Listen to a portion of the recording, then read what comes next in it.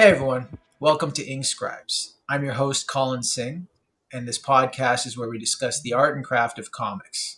I'm an aspiring comics artist and a lifelong student of the art and craft of comics. And I'm Eric Zawadzki. I've been working professionally in comics for about 7 or 8 years now. And right now, I have an image book set to come out in March, a creator-owned book called Assorted Crisis Events. And that's what I'm up to these days. And Taylor? And I'm Taylor Stauft. I'm a comic artist as well. I will have more information about the book that is being released in May further on this channel. Make sure to pre-order Eric's book as soon as you can. Thanks, Taylor. Oh, and I should say that this is Jade. Isn't she beautiful? And today, we're going to be covering our third part in of Greg Capullo's career, his return from a decade off from comics. So last we left off, as you'll recall, he had just finished his time on Spawn, his monumental 80 issues. And then he just kind of dropped off the map. Do either of you remember, like, or maybe did you think about like what happened to him during this time? For me personally, I just didn't think much of it. But when he returned, I was a little surprised. It was So you didn't it felt miss like a him big at deal all? when he returned. I don't know. Life went on, I guess. So you thought about him every single day, Colin? No, but I'm a big fan of the Blizzard games, and around that time he had started doing some work for Blizzard. I don't know if it was immediately after he left Spawn, but at some point, I started to notice. I didn't even know that there was any news on him doing work for Blizzard, but I started to see his signature on some Blizzard artwork, like in magazines and stuff like that. So that's why I'm like, oh, okay, so he's moved on to video games, and then I kind of forgot about him from there.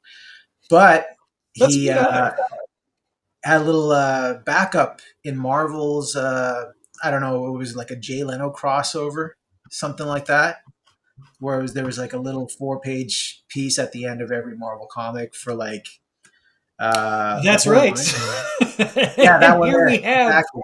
a singular page. It's super not popular. Yeah, I don't think this has ever been reprinted. So, I don't think so either. This, like, as you can see, this is a photo somebody took, so they found it in the back of the book. Yeah, that was a huge eye roll. I love Spider-Man's eyes. Just how expressive he makes those eyes. And Jay Leno has that perfect Greg Capullo mouth. Oh yeah, he does. A bit of a squiggly sort of thing going on. That's true. Yeah. Well, in the that's a good eye you have, Colin, because he was working on Blizzard games. I believe they were contracting McFarlane though, because after he leaves Spawn, McFarlane just keeps him on salary just to do whatever comes in, and I'm pretty sure that that Blizzard like went to McFarlane Productions for art. And oh, really? Yeah, we're not going to go into it here, but he also did have some personal struggles that he came across and battled and ultimately triumphed over. I wanted to give you guys a quick rundown of what he did in the decade interim, while he was on staff as just basically McFarlane's go-to guy. This is when he was at McFarlane Studios, he was also like I guess critiquing layouts as well. I think I saw somebody post on Facebook some sort of layout that he like critiqued and readjusted.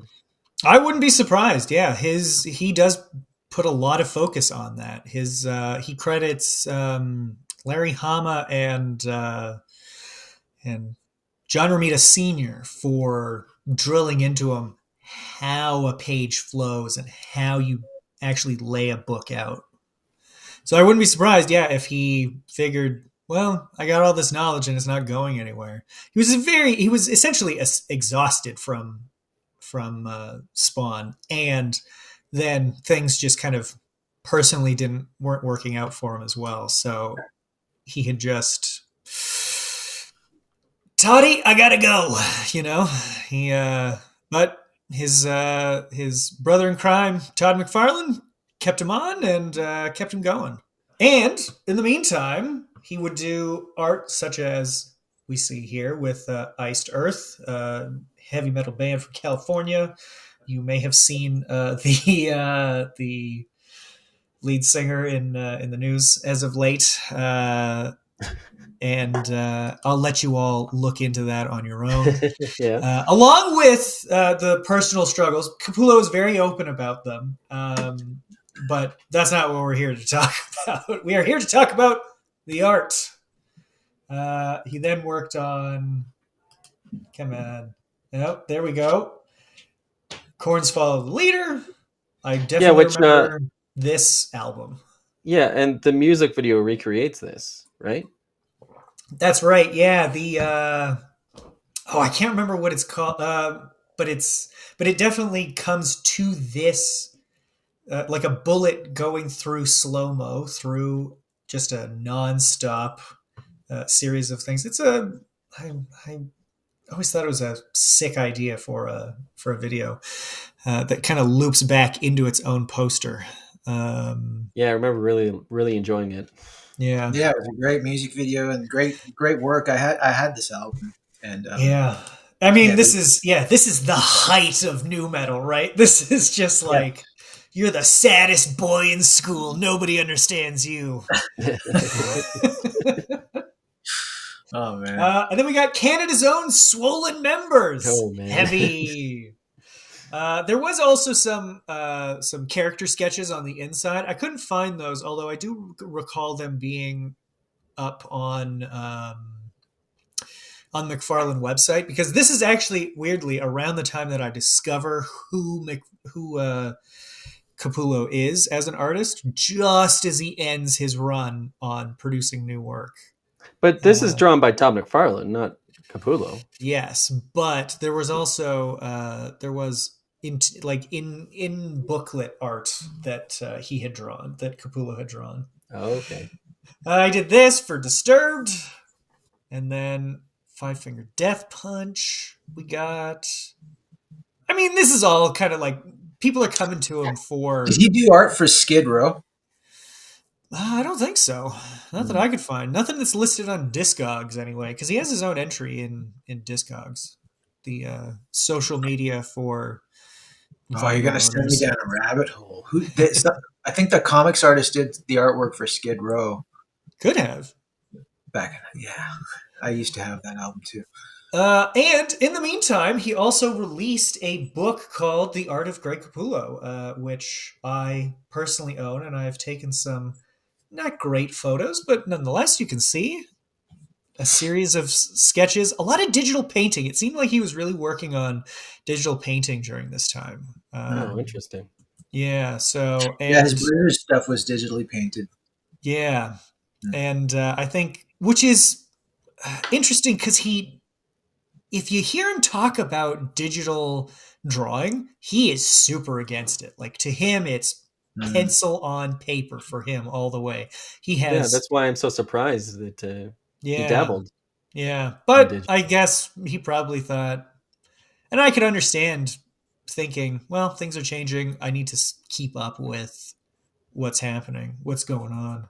I just associate him with graphite. He just loves that pencil. He does, yeah, and I think there is something to his attitude of, you got to put it down yourself. You got to do the work. You got to put it onto the page.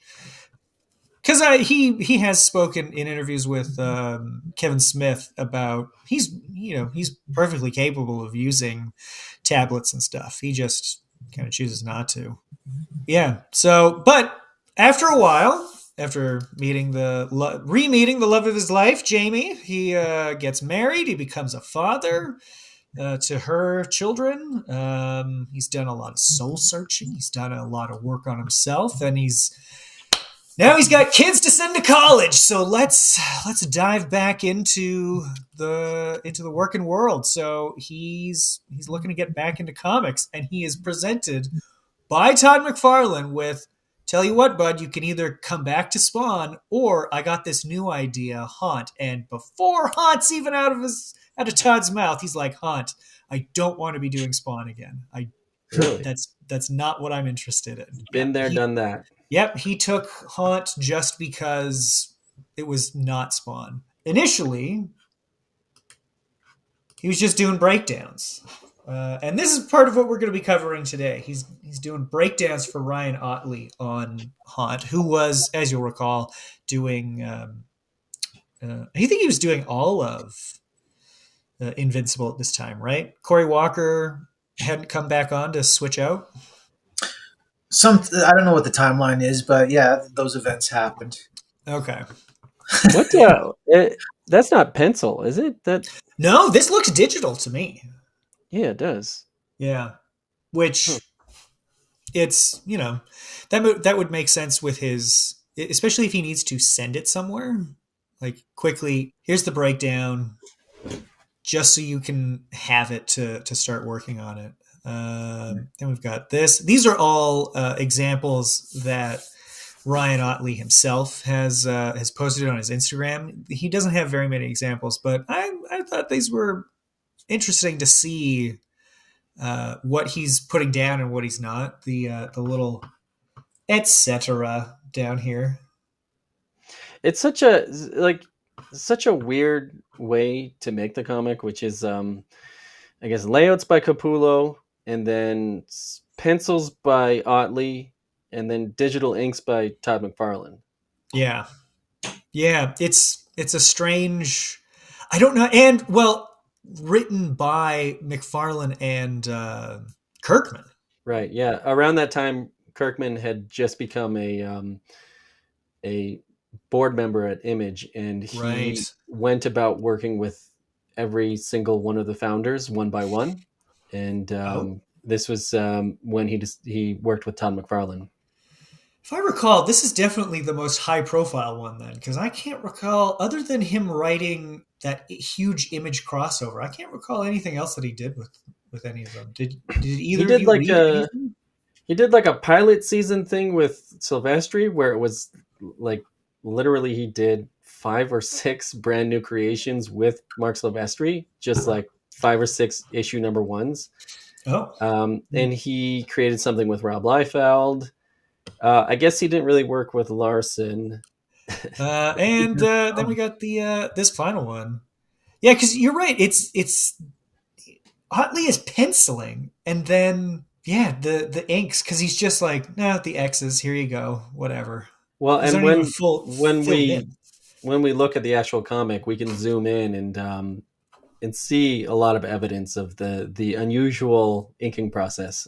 Oh, all right. Yeah. Well, then let's do it, because it's so they bring this out. I remember thinking, and I think a lot of people thought, oh, okay, so it's Spider-Man and Spawn, I guess. Sure. Oh, interesting. It was a pretty big, like, oh, people are not digging this idea, or at least when it was announced. I don't know how people felt about it, but when it that first cover. Yeah, it's that's like a mix of Spawn and Spider-Man. Exactly it. Yeah. yeah. If you could zoom in on that second page. Yeah. To like the fourth panel, maybe. This one. So you can see the pencils there. You can see where he bumped up the levels to create inks, and then on the face right there, and that's the most obvious. Yeah, you can see them all around, like the edges of stuff. Oh, that's interesting. And that's a lot of that was a conscious choice, I think, to delineate the blacks on his face with the I guess fencing. But all throughout this, when you zoom in, you can kind of see the remnants of pencils. Mm-hmm. And this was a common thing in the aughts where Really? I guess they were. Well, yeah, there was a point where I think when digital coloring took off in the early 2000s, a lot of these colorists were going up to the big companies and basically saying, "You don't need inks anymore. These pencils are so tight, we can bump up the levels and and then make it look like inks." And so there was a lot of playing around with that, and it never did look like inks. There was No. a bunch of artists that played around with this, like Joe Madureira. I think his early 2000s stuff See was our just episode bumped on up. Joe Mad. Yeah, which we'll probably cover the 2000 stuff a little later, but there was a lot of talk of that going on, and it seems to be a thing only from the aughts because people don't really do that anymore. I think the only example I can think of is that Quietly still bumps up the levels on pencils, but he has a more complicated process where the pencils are really tight, and he puts a lot of care into the pencils to I guess make it work when it is Mm. bumped up. And this is sort of like an interesting artifact of like the last bit of it in the aughts before it Yeah, yeah, because basically went away. this was coming out in 2009. So that's interesting. It's the kind of the end of the really gritty era, if I'm remembering that correctly. I want to say in the 2010s, the comics market was trying to be like, you know what? You know what's great? Heroes. Being heroes. Let's go. Enough of this sad boys fighting guys in alleys. I'm tired of it. But we got a lot more of it with with Capullo stuff. Capullo and Ottley working on this. It's interesting to see things like I don't know how this comes about. Like, is this Ottley doing this? Because it doesn't feel very Capullo esque, you know. Oh, those are oddly faces. Yeah, Mm. 100%. Well, and I'm also thinking of like the twisting of the arm and stuff. I don't know. It's a lot more awkward than I would have expected from Capullo, but he isn't making the final decisions on this. He's just laying stuff down at this point. Yeah, I mean, and we saw how rough those layouts were. Yeah, that's true. Yeah. Did you guys have anything specific you wanted to talk about the Otley Capullo merger here? Yeah, I mean, if you go to I think page like 35, that big splash page, if you want to zoom in on that, I do find it interesting that like around this time, I guess Todd McFarlane gets a Cintiq or a drawing monitor of some kind, and this is where he like fully embraces digital inking and brings his very specific way of inking to comics via a digital process.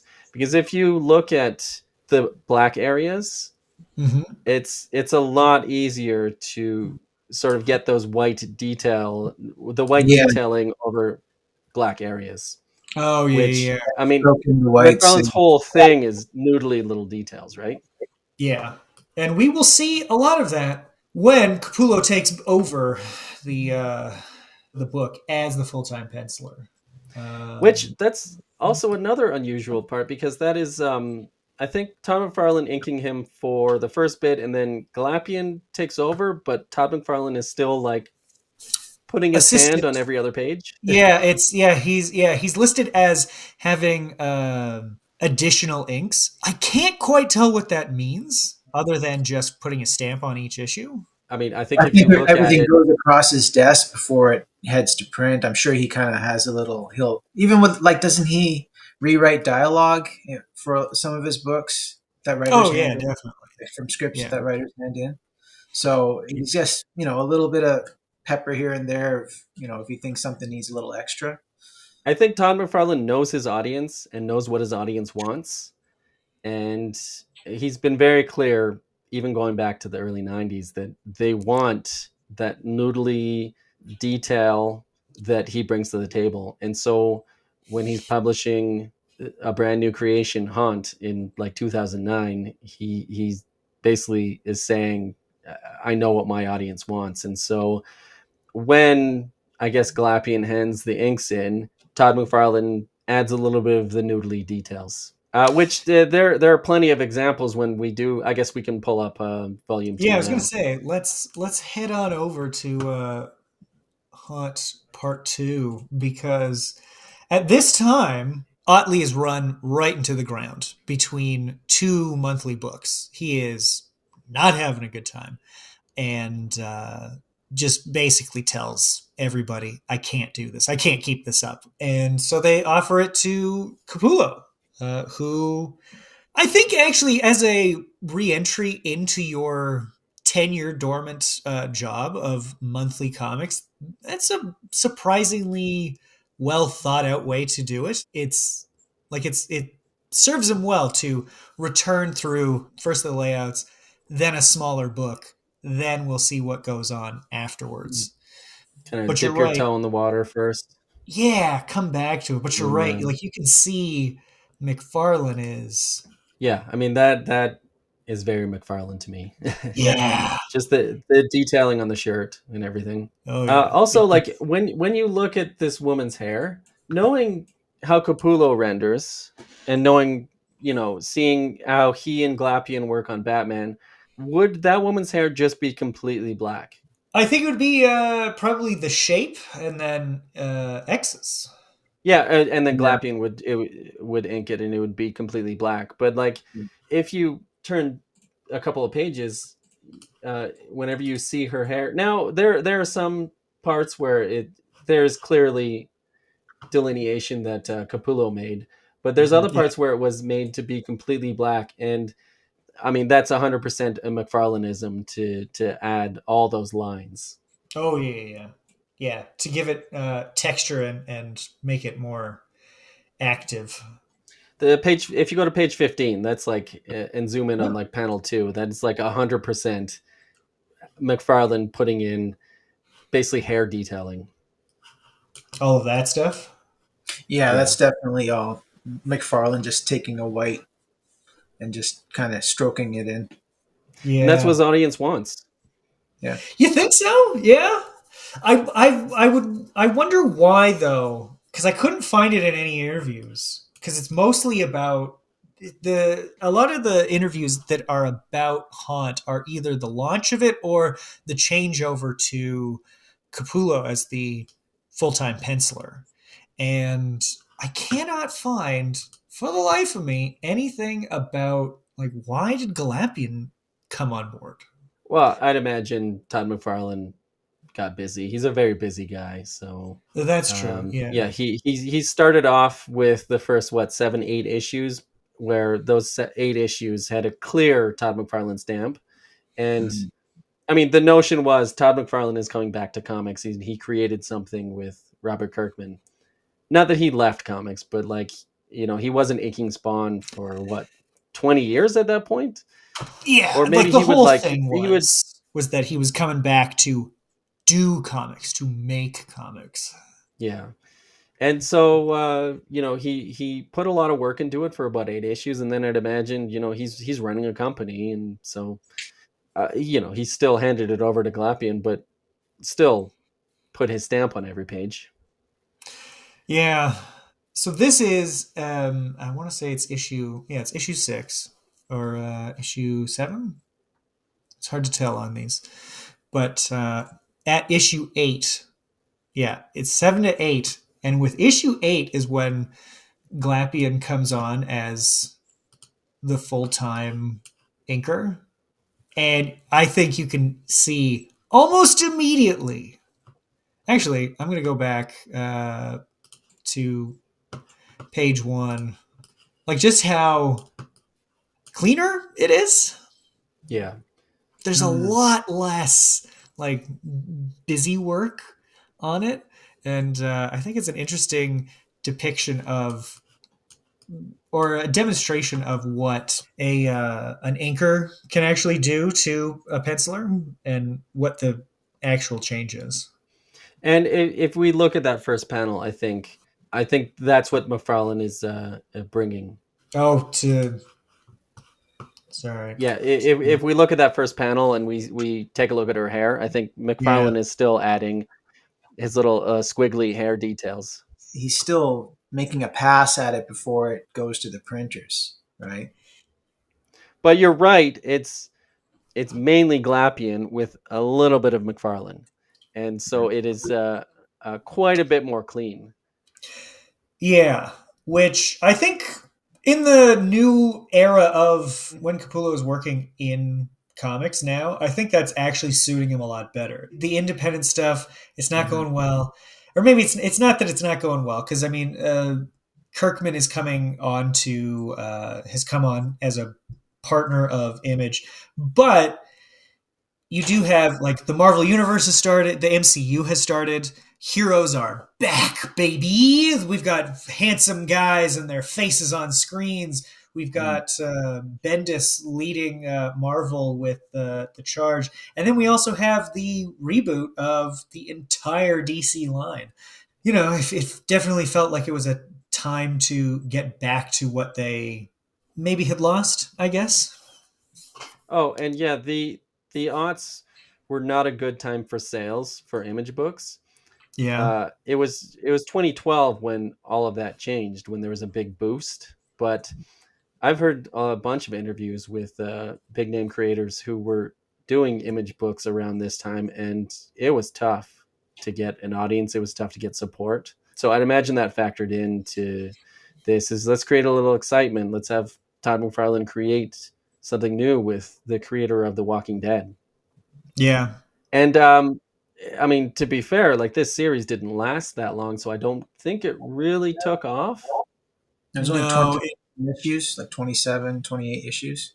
yeah, it was it because it continued for a bit after Capullo leaves on issue 18, but Yeah. it's not Did long after Nathan that. Fox take over? Nathan I think. Fox was pretty good on there. But Nathan Fox is great on everything. I picked up the first, I think it was number 19 that Nathan Fox came Uh, on. That was a good one. so I had heard in an interview with well, I can't remember who now, but I think it was with Mark Miller.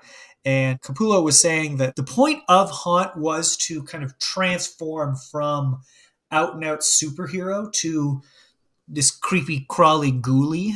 Because with Ryan Ottley on pencils, it brought more of that shining out in the sun superhero vibe. And then with that switch over, and maybe this is just to make it sound like the change to Capullo was meant to be shown, but they do eventually kind of bring it down to, you know what? Let's get real grimy about it, so you can Yeah, see right. this kind of like transition to night. Could you go back one page? That's Yeah, Capullo doing the DeLuca effect, which I don't think I've ever seen him do this effect in any other comic. And this is I don't think so a either. No, very Spider-Man thing, just like the character jumping over explain to our rooftops. And audience what the DeLuca effect is. oh yeah, the DeLuca effect is it's creating this sort of like animated effect within one panel or one page. It was invented by an Italian comic artist named DeLuca. But yeah, I associate a lot with Spider-Man comics. You get to see him animated jumping through a city. But yeah, I've never seen Capullo do it before, so this is No, interesting. yeah, because it comes out pretty good here. It's one of the few. It's one of the few splashes or just pages in general that really sticks out in my mind from this series, where it feels fun for the first time in a long time. If you read it, it's just so many guns, so many cheating spouses, so many abused sex workers. It's just nonstop grim and gritty murder, and this feels like the first time. Yeah, let's have some fun with it. You know what? It's cool to have an ectoplasmic suit that you can bounce around the city on. Actually, something I do appreciate about this series is that Capullo has to draw a lot of regular folk, a lot of regular people, That's which true. I think he is very good at it. Like Mm. earlier in this issue, there's like a supermarket with some like all these Oh people yeah, right yeah, here. There's yeah. just a lot of scenes of just regular people, and he's just so good at it because he is good at creating different faces. Like, look at the profile on these two characters. They're very easily distinguished. And yeah, I think it's one of his skill sets, which is rare in this medium, especially when he's pumping out like what 11, 12 issues a year. Most artists just have like 3 or 4 faces they default to, but not Capullo. He's able to do 11 or 12 issues a year and have 100 different face types. If you follow him on social media, these are the sorts of things that he posts. Just these little, he loves posting little background characters. Just close-ups of like, yeah, you got to make people look real. You got to make people look individualized. I just remember a couple of years ago, I guess he contributed to Spawn number 300, maybe. He sure did. I remember him posting a couple of preview images on his social media, and they didn't contain Spawn. It was just like a barbecue with like regular people. Mm-hmm. And I remember seeing those pages and just thinking, I want more of this from Capullo because it just looks so good. And I'm just used to him doing superhero stuff, which also looks good. But I guess I just want more of the regular people hanging out because it's a skill set that you don't see enough in this industry. And it's a skill set that he's one of the best at it. Yeah, he is. With all the agents and stuff, the background guys. So for instance, like here, you could just have the director, the suspiciously young director of the agency, but he's got these guys in the background, just regular working schmoes, just doing their job. It's not hanging off the back of a plane or jumping out of it or anything. But then I have to admit, he is also quite good at the huge splashes too. Oh yeah, definitely. Yeah, the splashes are, I think, the best. Like flipping through these, that's always where I stop. Yeah.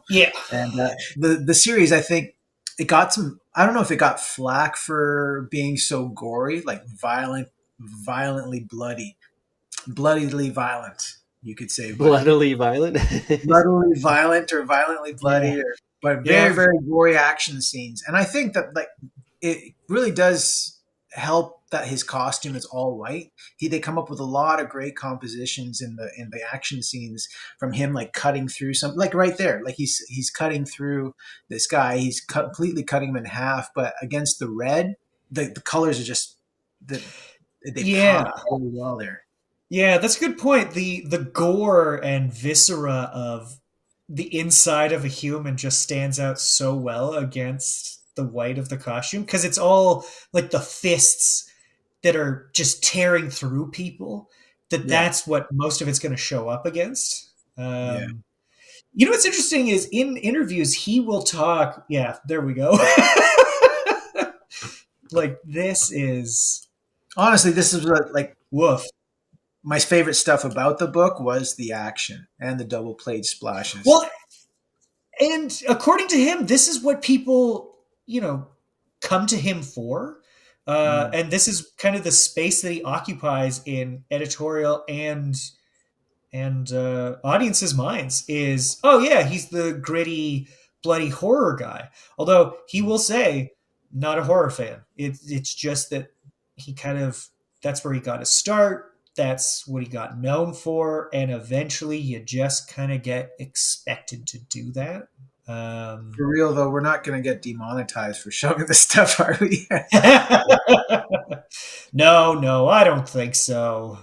But, man, if you go to page 92, you can see a double page spread of just a bloody, beaten face. Yeah. So it's a very, very dark, bloody book. It sure is. Yeah, but that's what I liked about it. Yeah. Well, and it uses the volumetrics of, I think, of Shadow that he is so well known for. Like that to me, it feels very Capullo-esque. Yeah. Is just like this dark figure surrounded by darkness with kind of slashes of light to define the form. With like the leg just kind of fading in and out of shadow there. Yeah, I love that effect. He's also really good at piles of bodies, like piles of Which is not bodies easy. that people stand on top of. Like there's a DC magazine, preview magazine that he did the cover for, and it's again like Batman on top of a bunch of just pulverized guys, with others still trying to attack him. It's really become his go-to. It's not easy to do. It's not easy to draw figures lying down. It's not easy to draw piles of figures lying down on top of each other. Yeah. I also want to add, even though I haven't said much for this one, but I love Haunt's mask. His mask is probably his mask is great. For these pages, especially the one on the right, he's using a grid. He didn't do a lot of stuff like this in Spawn, did he? No, because like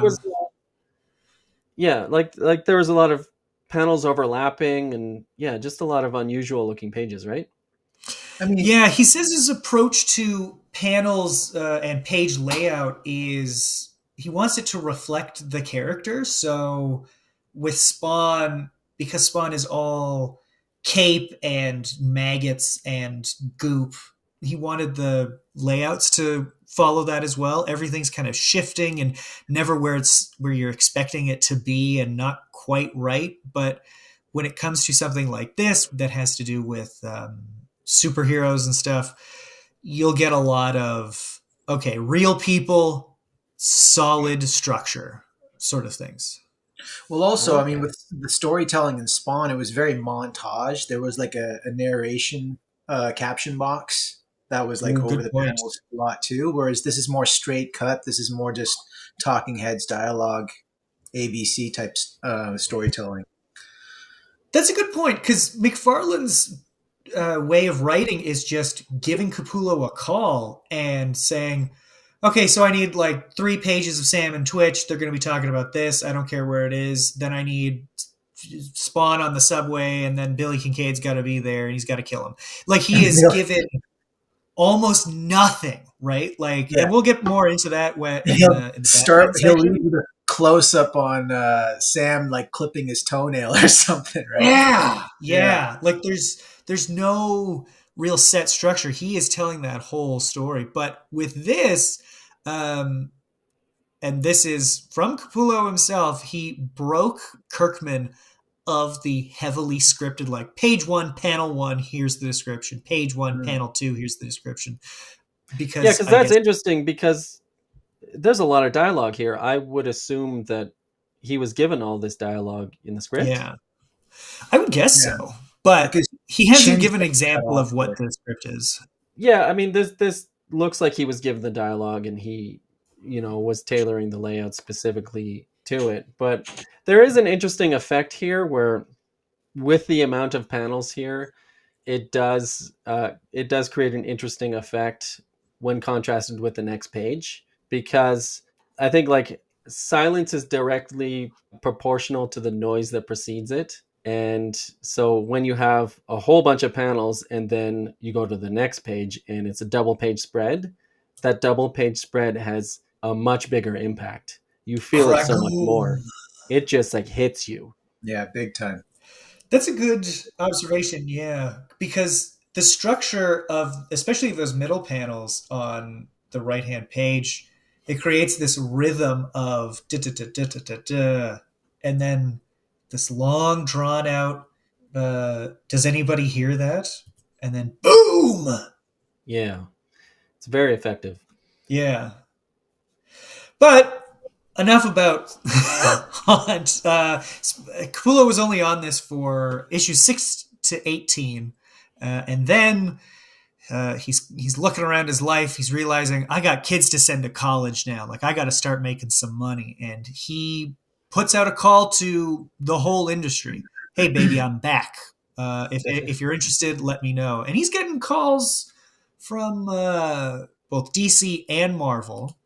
According to an interview he gave, he was offered at Marvel. He was offered either Wolverine or AVX, which you'll recall was a enormous series. It was like 12 issues coming out in 3 months. Like it was punishing. They had 5 writers and 3 artists. Coipel jumps in for 3 of those issues. Like it's enormous. Plus all of their AVX versus issues and everything. Like it was huge.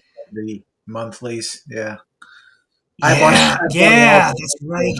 That was really well done, actually. Yeah. Overall, it was really well done. Oh yeah, it was. Yeah. It was really well orchestrated. Yeah, I do think time what it would have been like if Capullo took that one. You know, if we're like being like sports critics or something, it's like what would have been? I honestly think sometimes if Capullo was on AVX, it would have been even bigger than it was, because he could have done it all. I think so. Yeah, I think he could have done all 12 issues, and they could have done the same thing over 3 months, and he would have fucking killed it on that. I think there's a chance that was the plan. He doesn't say it, but I get the feeling that it was like, no, he's going to do all 12 issues. I think with enough lead time, he definitely could have done it. Yeah. But he gets a call from Bob Harris, the EIC of DC Comics. He's told, hey, I want you for Batman. He's not sure. He's not told what it is. And it's only after signing a non-disclosure agreement that he's told it's Batman #1. We're rebooting the whole thing. The New 52. And that's when he signs on for launching it, because he's like, oh, great. Yeah, this is exactly what I wanted. I'm a superhero guy. Because he doesn't think of himself as a horror guy. He thinks of himself as a superhero guy. And then, he comes aboard. And they have not paired him with a writer at this point. And it's then Bob Harris that says, I think this Snyder kid is who we should pair him up with. Do either of you know the story of them working together? Yeah, it was a rocky start, right? Yeah. It sure was. Yeah. So before they even go into production, and this is from Snyder on the Fat Man on Batman podcast, they had already signed Capullo. They say to Snyder, who had been writing Detective Comics, working with Jock on Detective, hey, so we've got this guy. He's an industry legend. He's just back. He's kind of used to working a little different, though. And he's like, okay, how? And they tell him who it is, and then they show him a script that he would get, like a sample script that Capullo is used to working with. And it is 4 pages long. That's it. It is just 4 pages of like double spaced, he said. It's barely anything. And he's looking at it like, 4 pages? How do you know what he's going to do? And in response, a very nervous Scott Snyder sends Capullo a 48-page script with angle references and photo references and just like a panel-by-panel minute breakdown. And yeah, they have a rocky start.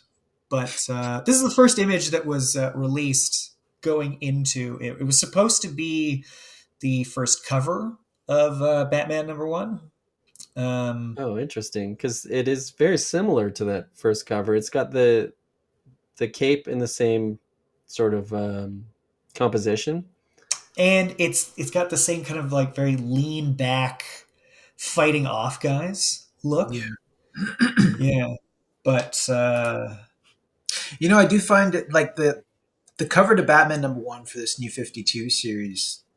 Both that cover that was not published, that one there, actually, the one that was, I found it was really interesting to not only compose that shot, but just to go with that introduction to this new series. Like, this is the cover they picked for #1. It's all these, he's on top of a mountain of guys, and he's beating the shit out of all of them, right? And they're just coming at him. Always be the last man standing. I thought it was a great pick in terms of the cover choice, because I'm sure he did a lot of different layouts that they picked from, right? Yeah. Well, and I mean, Even like they went to colors with that black and first white one. it's just Yeah. And something I want to note about these covers is that he inks them himself. So the Yeah. interiors are all inked by Glapion, but Capullo inks every single cover himself. Hmm. And and it's interesting to look like up super close at some of these covers because he's making some decisions that maybe Glapion wouldn't necessarily make. I'm thinking primarily of the second cover. I'll want to take a look at that. It's cool that on the Kindle here we have this Court of Owls collection, which has the covers in black and white. But also there's an unwrapped as well, which I'd like to compare with some of these pages. Oh, You know, just to make a quick note, though, the latest printing of the Court of Owls story is in the DC Compact editions. This is the first one that I ever bought. And these are fantastic, by the way. And they use that same cover for number one.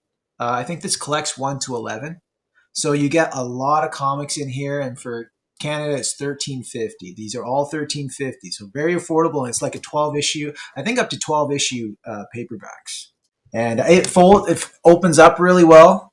The colors you might think print a little bit dark in some places, but I think overall it's just beautiful reprint. Like Yeah, on you like here's some black and white on the inset there. that's pretty nice. Yeah. Oh yeah.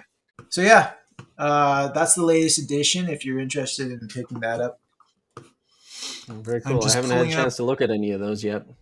Just pulling this up now. All right. Batman Court of Owls Unwrapped.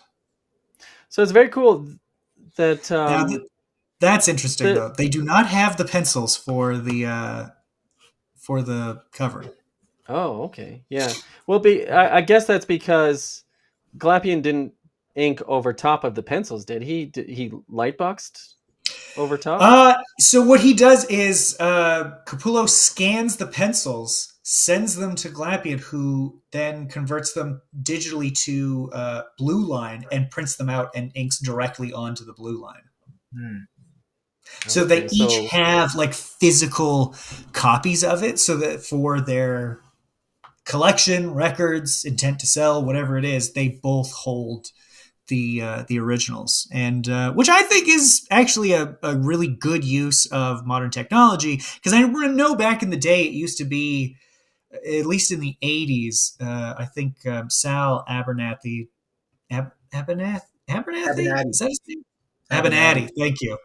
Tells a story of an inker and a penciler having a dispute over a blank page, because it used to be the penciler got 2/3 of the pages and the inker got 1/3, but there was nothing drawn on it, and Sal argued successfully, you paid him to not draw that page, so he owns that blank page. He's getting that blank page of the 2/3. But now at shows, like, yeah, you can get original Batman inks or original Batman pencils. I've seen collectors complain about not being told ahead of time that that was a blue line printout and the inker inked it, and like the penciler never actually touched this page, and why was I never told of this? I don't want this anymore, which is baffling to me. But I mean, I guess that's collectors for you. People are very finicky about this stuff. They want to know that Capullo actually touched this page and his graphite was on that page, because on those inked Batman pages, that's not the case. I suppose. Yeah, but like obviously, like everybody's different, and some people are a little more, I guess, neurotic about stuff like that. Yeah, I mean, I guess it would be good for something like a. Well, you can get Batman Unwrapped, right? Like that's only available now because of this technique, this process. Those are out of print, though, aren't they? Or they're in a soft cover form now? No, I don't think there was ever soft covers. I don't think they sold that well. I don't know for certain, but they stopped doing them. I only know for nerds like us, sure. Batman one. So you know what? It's so funny. DC changes the logo every like 3, 4, 5 years, and so you can look at the unwrapped books, look at the logo, and say, "Oh, that was clearly from around Mhm. 2017." And there's no unwrapped books with the logo after after that one, Oh, so clearly they stopped. Yeah, And yeah, I mean that it's so sticker funny logo, that way. right?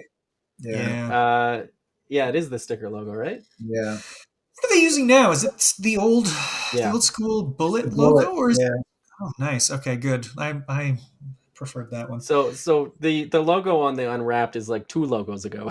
So uh, I just suspect they didn't sell No, that well. that's 3 logos ago, even. Oh yeah, Yeah.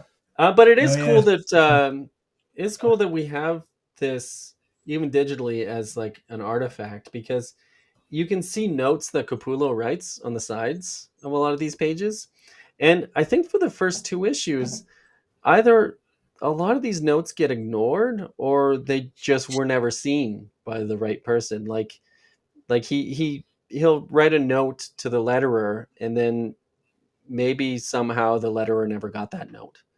And I was looking at a lot of this stuff and looking at the notes and then comparing it, and realizing it was ignored. And then when you get to about issue 3, I think that's when like the notes are always responded to.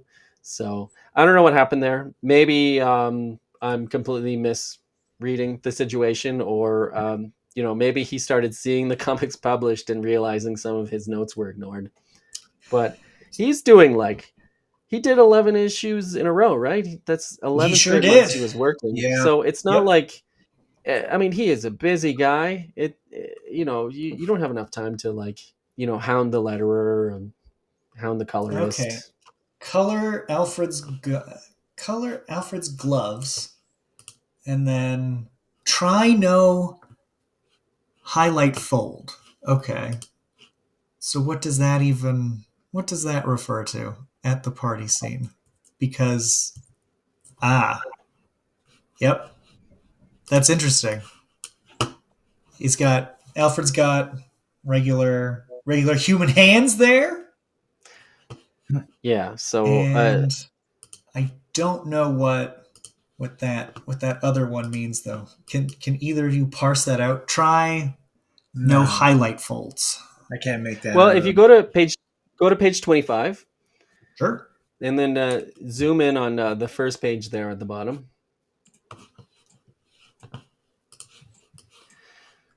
So this is a situation where you have Bullock, Yeah. and then you have another panel of Bullock, but Batman shows up behind, and the note says change smoke, because yeah, you can have the figure stand still, but if the smoke is in the same situation, the smoke is frozen as well.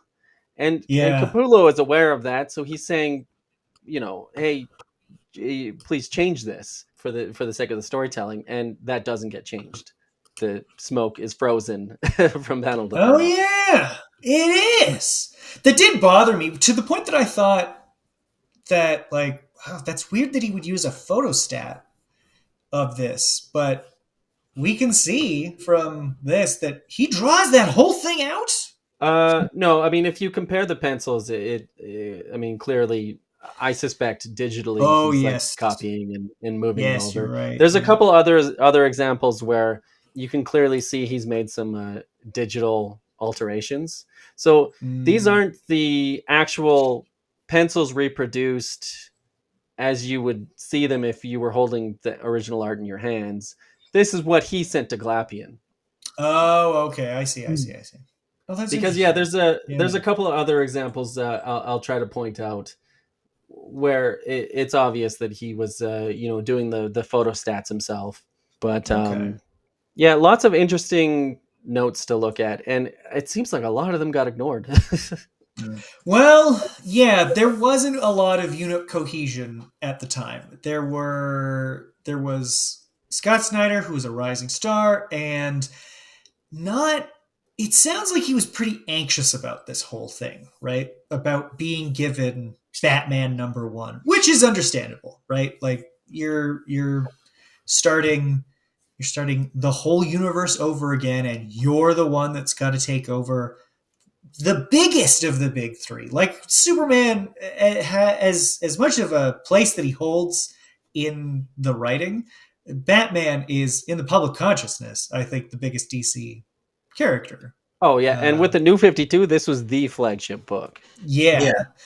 Yeah. So he's super nervous, and he's copped to this in interviews that he's super nervous and really going overboard. And Capullo is now, as an older man, is more ready to give him the space to see, hey, I'm not going to screw this up. We're working together. Just like check it out. So I don't think he really pushed back on any of these ignored changes, just because it was, okay, I'm a team player and I need to show you that I'm here to support what is happening.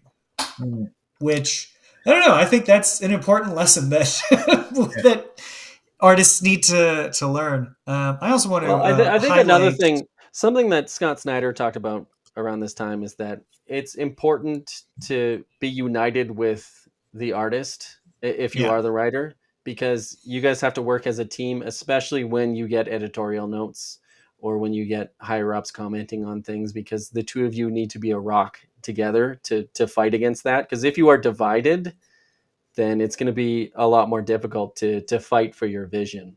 Yeah. Which we mentioned earlier, it was a rocky start, but they call each other brothers now. Yeah, and they've spoken about that in interviews that they've done either together or separately. They talk about, Snyder will say, like, oh, it was all me. Like, I was really an asshole at the beginning about this. But you're right. When it came to, especially after Court of Owls, because Court of Owls is the storyline that was pitched that got him this job. And it's actually what made Capullo want to stay on, is to like see the end of this story. He thought, like, that's a great idea. A secret cabal of rich people in Gotham that Batman doesn't know about. Like, however this turns out, I at least want to see the end of this. And, you know, by the end, they're tight as hell. But you're right. At the beginning, it was very contentious. Because Snyder had his way of scripting,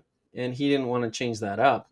But to bring it full circle, Snyder is doing Absolute Batman right now, which is this huge hit, and he's working with Nick Dragotta, and I think they have a similar collaboration as like Snyder had with Capullo, which is very open to Dragotta adding panels and changing things around. The high panel count that Dragotta is adding to Absolute Batman is not Snyder. Snyder isn't putting that in the scripts. So it is interesting that there was a lot of push and pull at the beginning of this, going back more than 10 years, and Snyder did change his process. I was going to say, a big part of, I think, their formed friendship between Capullo and Snyder was the success of the book itself, because you can't deny these guys made magic together on this book. Like, Court of Owls is probably one of my most favorite Batman stories of all time. It's a fantastic story. I rebuy it. I already own the floppies, and I got the compact edition. I have the trade paperbacks already, like the full size ones. And you know, I if it's my favorite thing, I'll just rebuy and rebuy newer and newer printings. Yeah.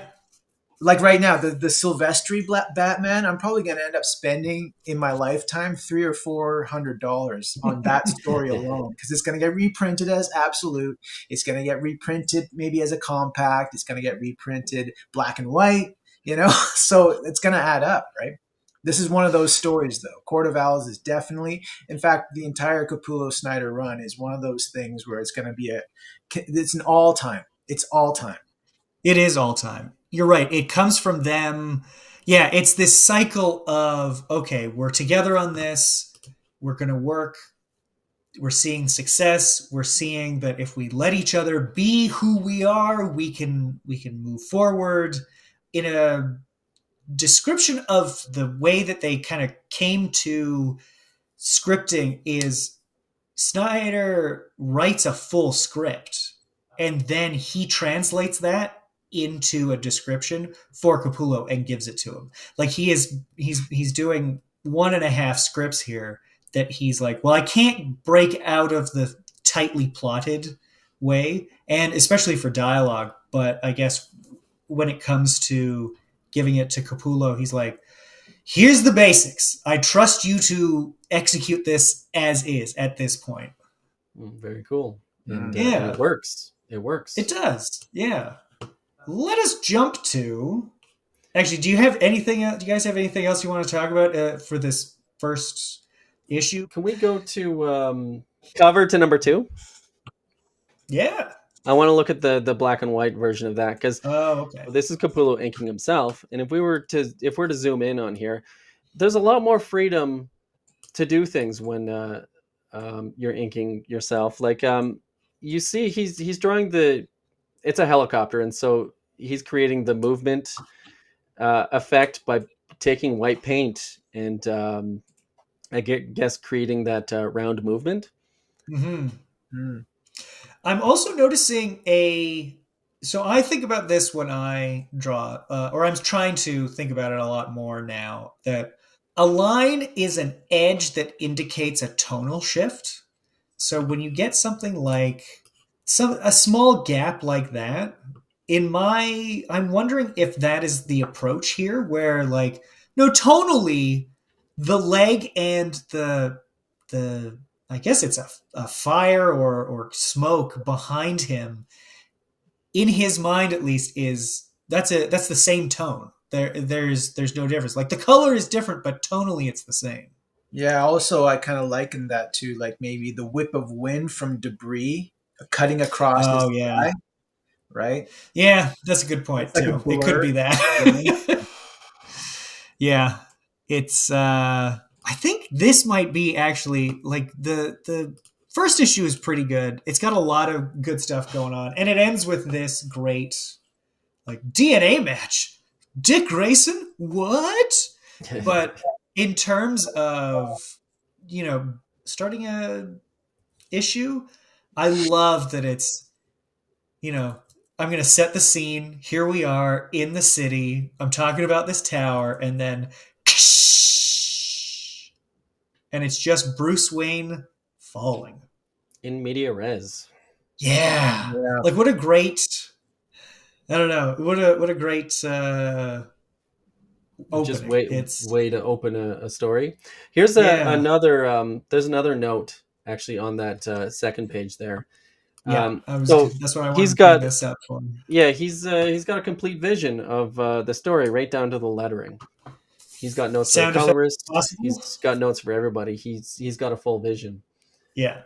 Yeah, that's right. Yeah, he's got sound effects if possible. Do a shatter pattern within letters. I guess it wasn't possible. Doesn't appear to be. Looks like the logo to a old EC comic, like it's gonna say "Haunt of Fear" or something. It's entirely possible that the letterer never got that note because it's written on the board, and Jonathan Glapion inked it and put pure black over there, and the editorial department at DC, they're overworked. It just never got to the letterer. Either that or it did, and whoever lettered it isn't capable of doing that. I'm not sure. No, that makes sense though, because shaded on glass, that he's pointing to this, and we do see a line is, Glapion just kind of outlining the fist. That would make a lot more sense. Like you could probably intuit as a colorist what that means versus a letterer that's just seeing black or something. Yeah. Yeah, but I mean, it just goes to show that this isn't just a gig for Capullo. Like he's very passionate about the entire product as a whole. Yeah, because I had not, for the longest time, I didn't realize that the light from it just won't cooperate. But you can see it. Are we going to look at the covers specifically to 3 and 5?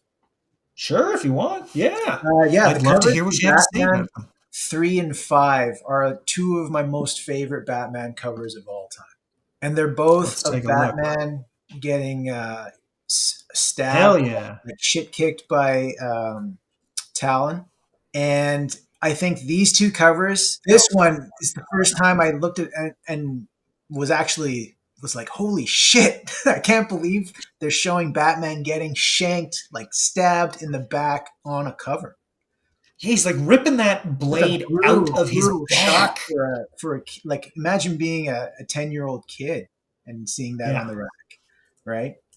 And number 5, that's gotta like be think guys, like in modern memory, like in all the Batman covers you've ever seen, have you ever really felt there we go, like Batman, like this was it for Batman kind of thing, like he was in real danger?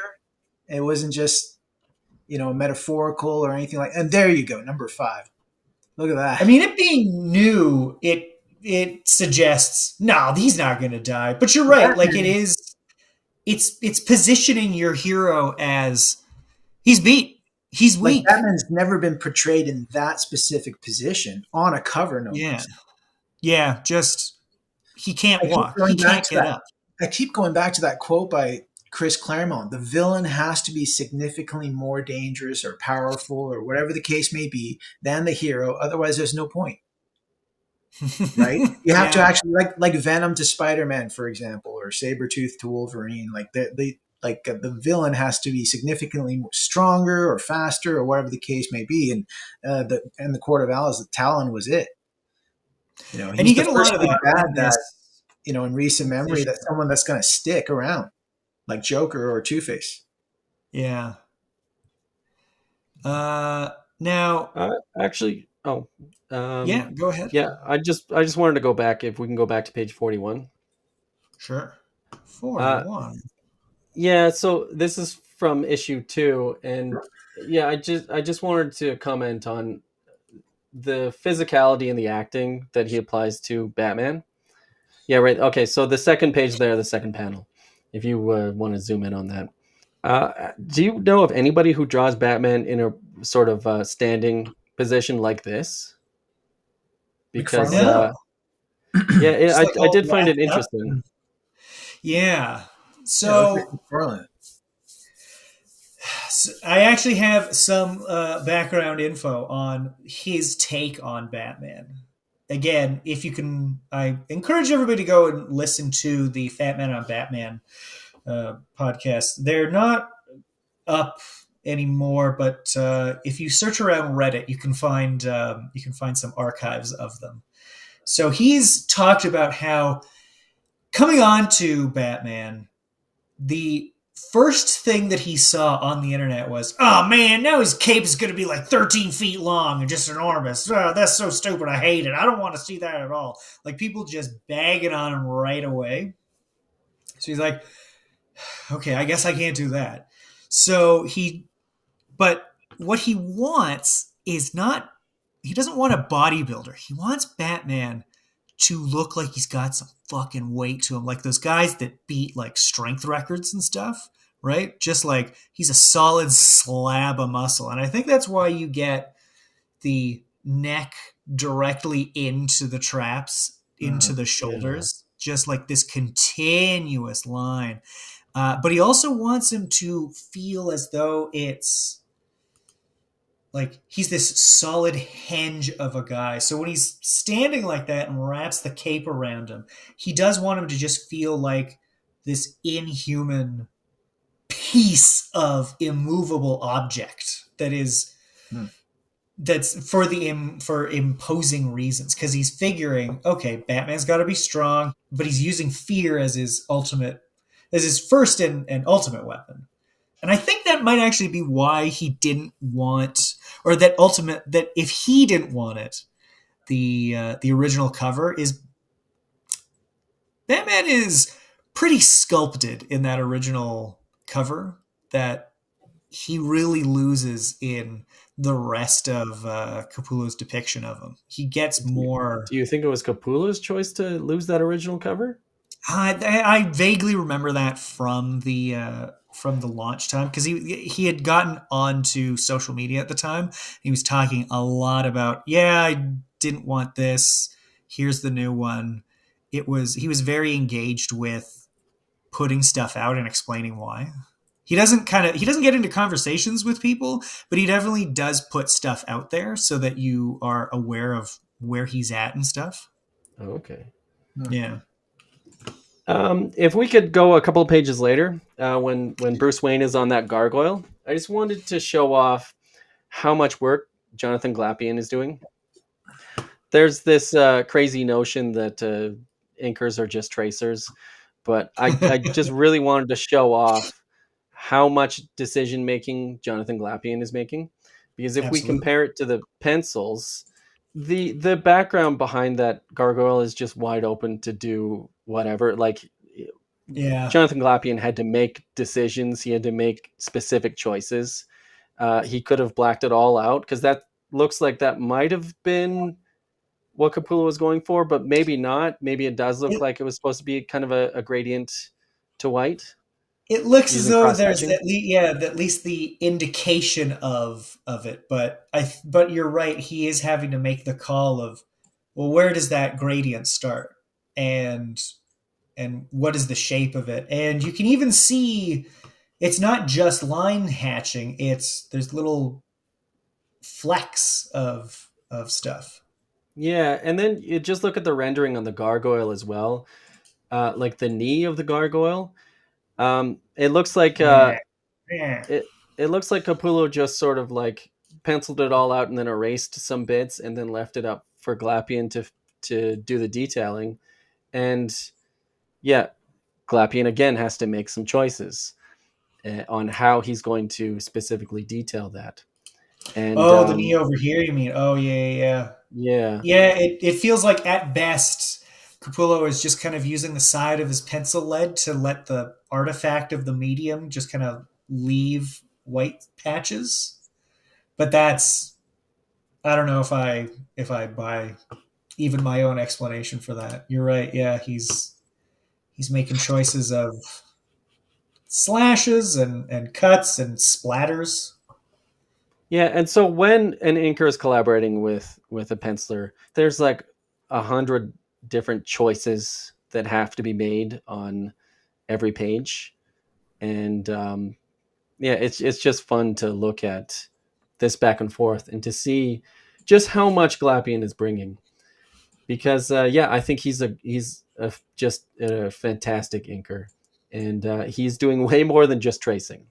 Yeah, he is really filling everything in and giving shape to a lot of stuff and a lot of volume to things, because you can see just like indications of stone lines here, but like Glapion is filling that in and giving it contours to the wings and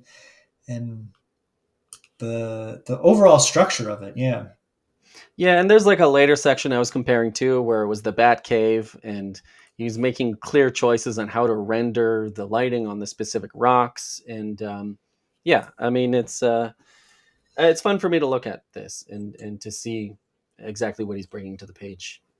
Yeah. But I know you both have, I think both of you have some thoughts on issue 5 of this run. Well, it worked for me. Okay. No, hold on. Let's get to it. Well, actually, can you just address... I agree. Sorry? Because I agree with you. I think... No, can you just address the overall controversy for number 5 first? Yeah, that's a good idea. Yeah. So, and actually, this was Capullo's idea. This wasn't in the script, but when it came out, there's a sequence where the pages begin to turn.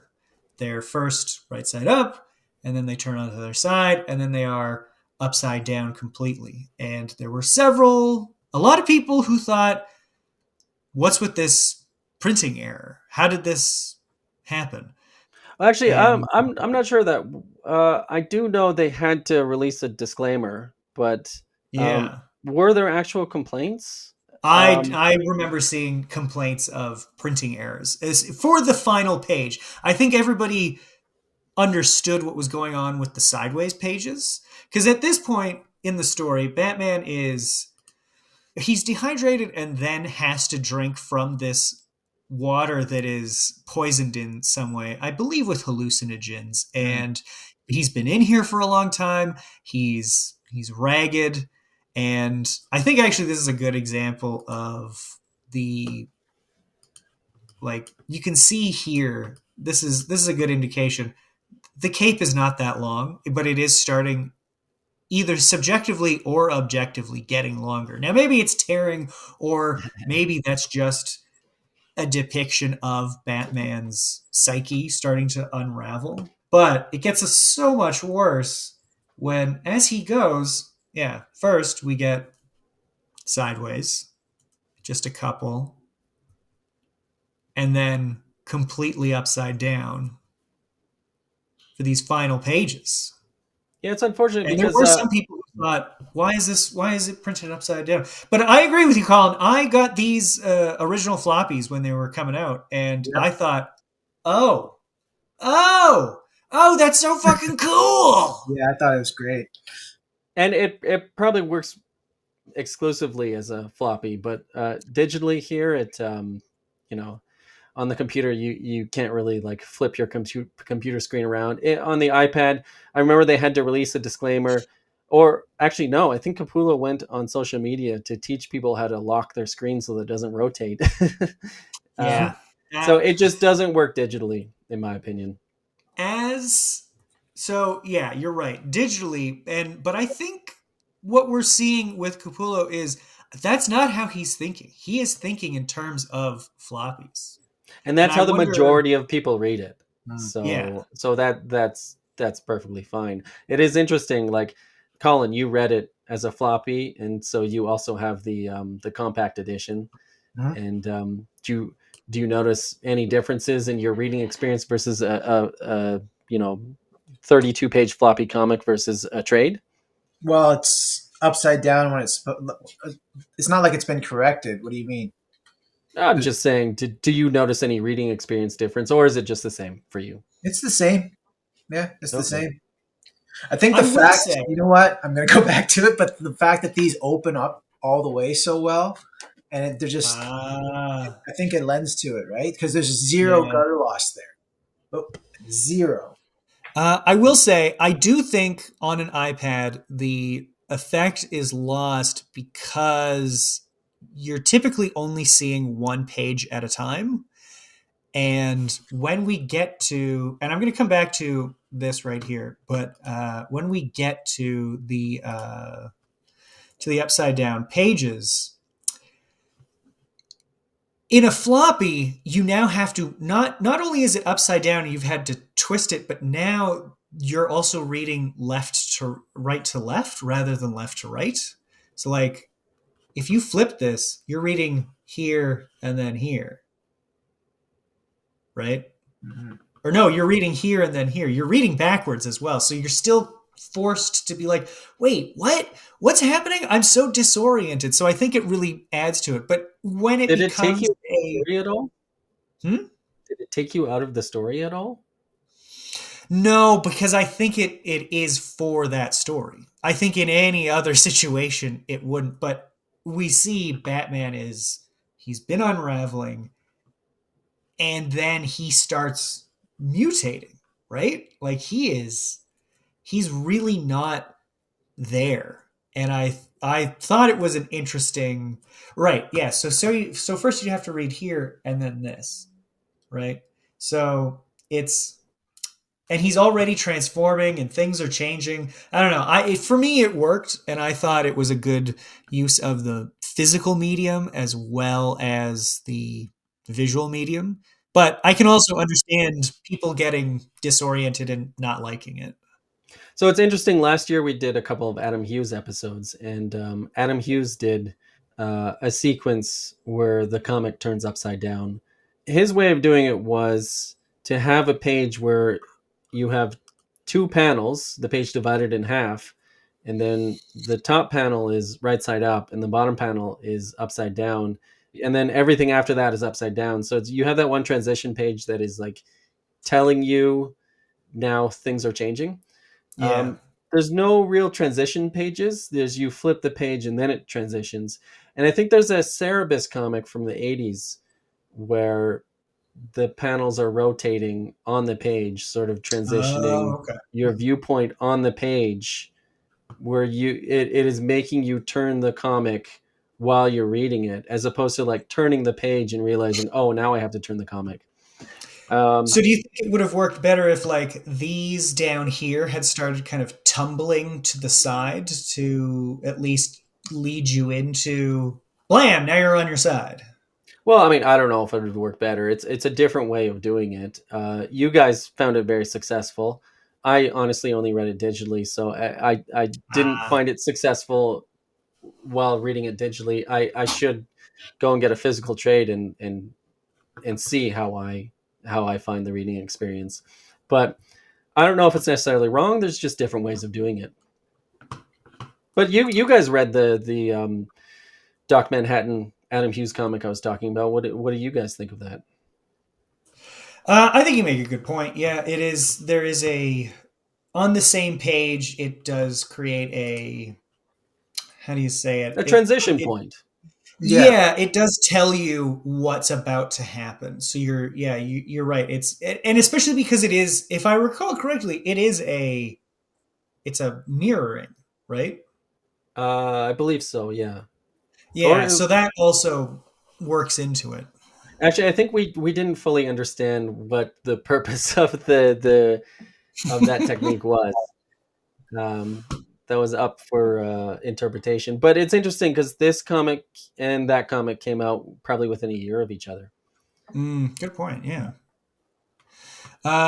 So I just wanted to check here. It doesn't appear that there are any coloring notes, and I just wanted to draw attention to the the impact that a colorist can have as well, with all of this bloodshot and broken blood vessels in Batman's eye here. You see it Yeah. more in the death of the family arc with the continual rotting of the Joker's face, but FCO is I think is doing great work on this too, because you can also see like the modeling on Batman's cowl, and like he's really leaning into it's discolored, it's splotchy. There's everything about him is breaking down, and there doesn't appear to be any actual notes regarding. Okay, so when you do that, like large ink letters, whole hollow. I can't read it. It's handwritten, so it's not very legible. But there's nothing that says like the suit is all broken down as well. I just want to go back in time a bit. If we can go to page 93, because this is like, yeah, right there with the Batman on a rooftop. If you get a Batman gig, this is every page that every artist who gets a Batman gig wants. You want the brooding, standing on a building, and you want the bat symbol with Commissioner Gordon waiting for him. Yeah, this is like a dream page that not every Batman artist gets. If you get a Batman gig, maybe you get an 8-page gig or whatever, you might not get this. But yeah, I just wanted to point that out as a cool thing that Greg Capullo probably still owns this page. And, Yeah. Maybe he's saving it for retirement. I don't know. Because how much do you think a page like this will go for? You can check them out on the on his website capulloart.com. There are pages up for sale. Oh, really? They're still Yeah. available. They haven't been snatched up yet. There's some. I don't know what they've released though, because it could just be that there are ones that they're hanging on to that they just haven't that they haven't released yet. Like, yeah, you can get this now, but it's the stuff available now is not any of his like well-known stuff. I think it's a lot of Hunt stuff right now. If we go to the Unwrapped, page 63, I mentioned earlier that you can find examples of him digitally adding stat images, sort of like just to save time. And on the second page there, you can see he's repeated the third panel on the bottom tier, and except that it looks like he has digitally redrawn Bruce Wayne's face. He just kept the background blown up. And I found it interesting because I think he is working digitally a little bit. He's just sort of like blown up that image, but just sort of fixed the mouth a little bit. Right. And then if you compare it with the inks, like Glapion isn't copying and pasting anything. He like fully inks that background, even though it's just like a straight up close up image. So that's an example where like the original art that Capullo owns, that's going to be a blank panel. But on Jonathan Glapion's original art, it's going to be a fully inked panel. Ooh, good catch. And it's just really fun for me to I don't know, dissect and analyze this stuff. Yeah, because that's for sure. That is what we're doing here, right? We are taking a look. And one more thing quickly I want to look at is like page 85. There's a flashback to Bruce's childhood. And I just love that Capullo creates a new style. Oh, yeah, the blown out, the really blown out. It's like very stark lighting. Yeah. Yeah, much more stark lighting than, the lighting is already very stark, but I just like, I don't know, he operates in one style for the most part, but he does have a versatility and he can change modes. Usually, if you don't have a lot of versatility or if you don't have a lot of time because of tight deadlines, you can't like reinvent how you're drawing. So you just, when you have a flashback, you rely on the colorist to make it obvious that it's a flashback or that it's different somehow. But Capullo is deciding, with or without the colors, you're going to figure out that this is slightly different, that we're in a different mode. This is clearly a flashback. Negative space, blowing out lines. Like, look at that hand. It looks, especially on this, it looks like he had drawn it and then erased it. But regardless, that is the intent that it looks like he lightly penciled it and then went in. So it's clear very rare that you get to see this Capullo. Yeah. But he very clearly operates in black and white at all times, first and foremost. It's definitely how he's thinking, right? And I wonder if that's part of why he did so many digital paintings in the aughts, just to learn a bit more about color. But it's not like he brings color into this work now, right? He leaves it to FCO. Yeah, it's good to compare and contrast how much mood is being brought by the colorist. What is up with that name? FCO? What do you... FCO Placina, I believe is how it's pronounced. Yeah. It's his first it's his initials. Let me see if I can. Most of it has 4 names. Yeah. Gotcha. Yeah, I think it's just a lot of names that, well, I'm not going to put them all. So FCO is what it turns out to be. I didn't have much more to talk about because this is just the beginning of his and Snyder's incredibly long, because they go all the way to issue 51, and Capullo is drawing all but 5 of them. So he's on it for impressive.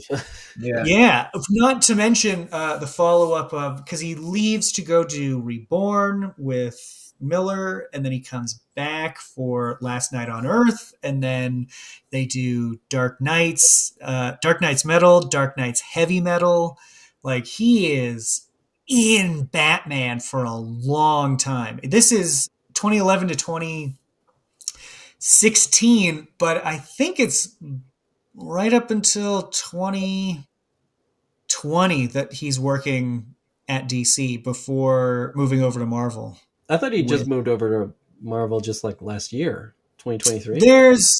He had been doing a bunch of his time at DC had ended, and he had been doing covers for Marvel, essentially waiting for Wolverine Revenge to kind of start up. He had been fielding a lot of offers as well. Donny Cates and Dan Slott both wanted to do something with him. There was There's also We Have Monsters. He also that's true. Yeah, there was also We Have Monsters that with Snyder. They were trying to make something for their teenage boys, their teenage sons, and yeah, and I don't. It doesn't sound like it really went that well, but overall, I don't think the sales went that well for Best Jacket Press, Snyder's internal Dark Horse press. Oh no, it doesn't seem like it. But that I will was say, part of his Comixology paid for all that, I think.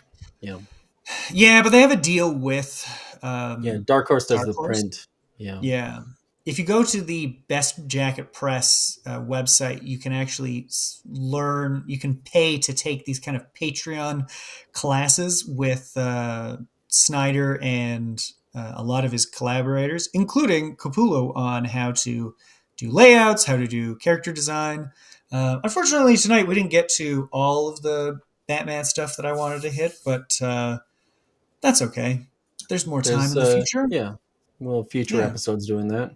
We'll take Exactly. a bit of a break from Capullo, I guess, and then come back maybe in the summer or in the fall or Yeah. whatever. Yeah, exactly. Give our audience some time to breathe, miss him, yearn for him. Yeah, we've already had some requests to continue the Chris Bachalo series, which I had promised we'd get to that. But I mean, that'll probably wait until the summer or later as well. But yeah, definitely later this year. We're going to do more Joe Madureira, more Capullo, more Bachalo. Because we love tracking careers here on the show. Yeah. Yeah. Along with that, though, we're going to be spanning out to manga and European comics. Like, I don't know. I think we obviously have to do a Mobius Odyssey. Like, of course. Ankle, yes. You know, I have the Dean Colin episode in mind. I just need to get very much looking forward to that. Yeah, I just have to get an overhead setup that will transmit and stay, that will encompass everything, because I'm still waiting on issue 25 of Tomb of Dracula. That's a hint, audience. Well, I mean that's your that's your thing, is to collect Tomb of Dracula comics, right? It is, yes. I'm now 13 issues away from getting the full run. Oh, damn. Yeah. Very cool. Yeah. Do you go for what about for grade? Do you go for very fine, or do you care?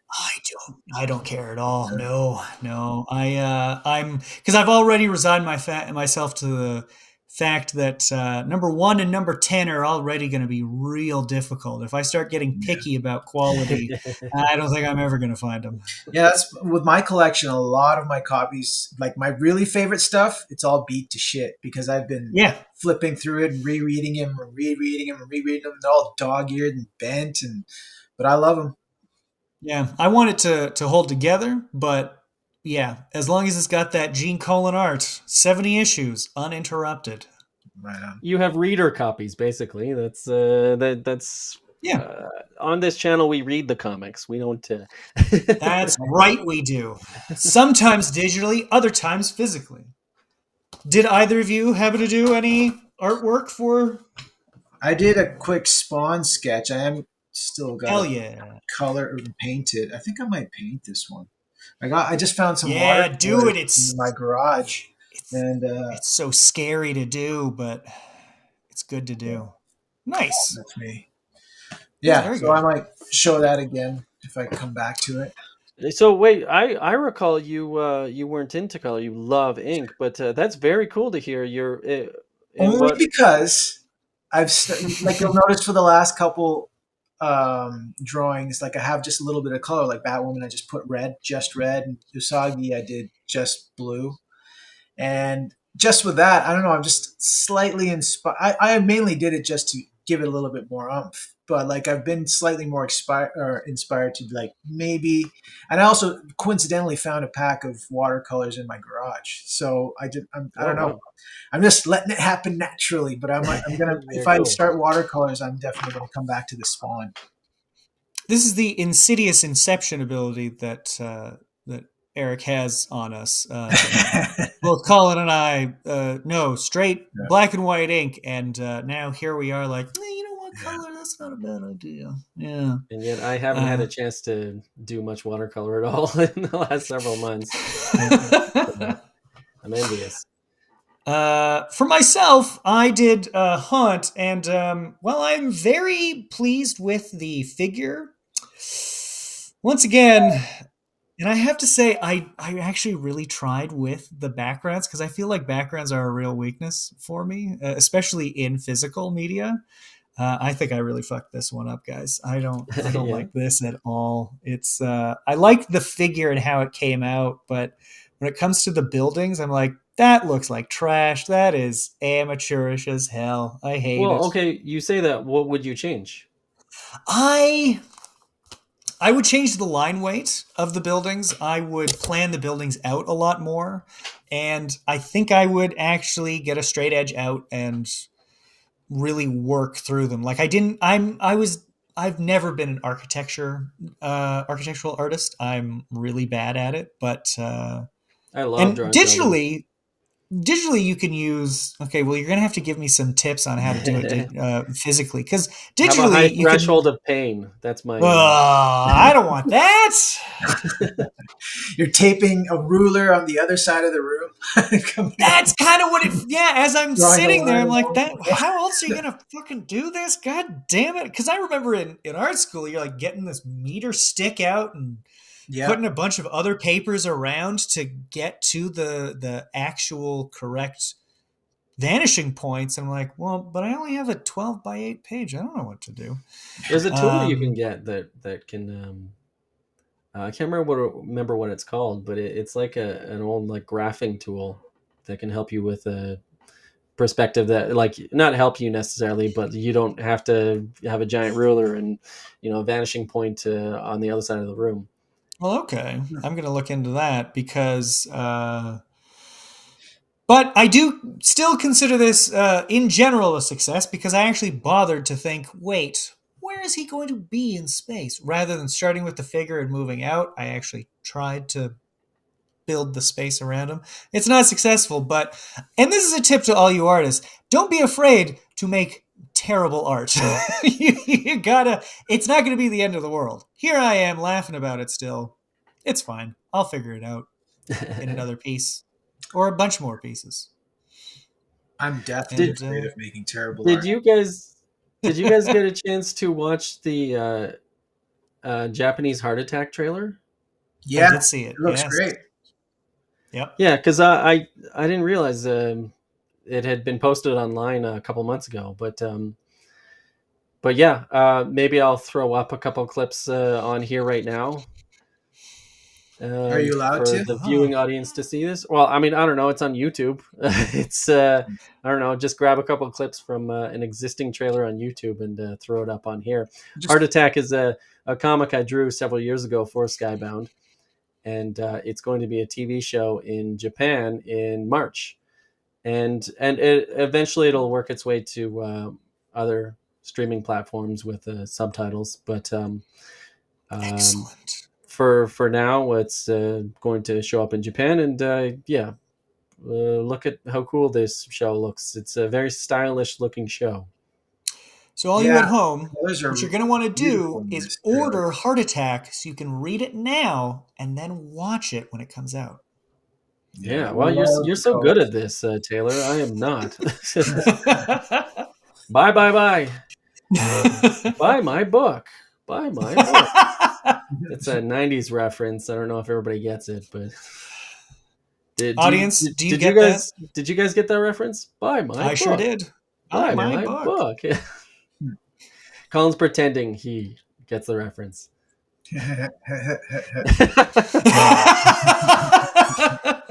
Hint: it's a John Lovitz cartoon. It's called The Critic. Oh, The Critic. It's from, That's right. Yeah, The Critic. I remember The Critic. Yeah, it's great. It was a great time. All right. Well, thanks for watching, everyone. Don't forget to like, comment, subscribe, and we'll see you next time.